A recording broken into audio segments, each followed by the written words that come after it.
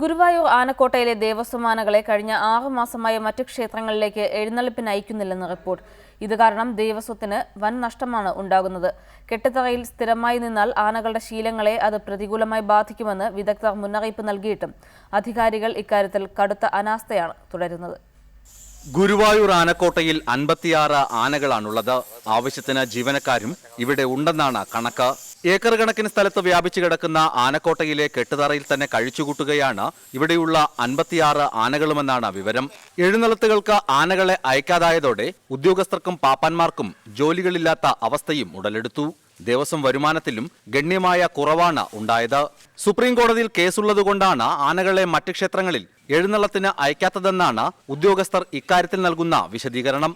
എന്നാൽ മറ്റു വ്യക്തികളുടെയും ഇതര ദേവസ്വങ്ങളുടെയും ഉടമസ്ഥതയിലുള്ള ആനകളെ പുറത്ത് ക്ഷേത്ര എഴുന്നള്ളത്തിന് നിരന്തരം അയക്കുന്നുണ്ടെന്നതാണ് വാസ്തവം.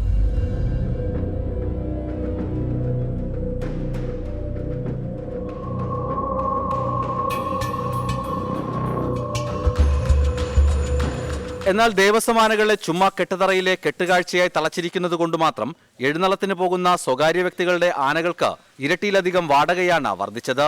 ഭക്തരുടെയും ആനപ്രേമികളുടെയും പ്രതിഷേധം കണക്കിലെടുത്ത് വരുന്ന 18-ന് ചേരുന്ന ദേവസ്വം കമ്മിറ്റി യോഗത്തിൽ ഇക്കാര്യത്തിൽ ഉചിതമായ തീരുമാനമെടുക്കുമെന്ന് ADM അനന്തകൃഷ്ണൻ പറഞ്ഞു.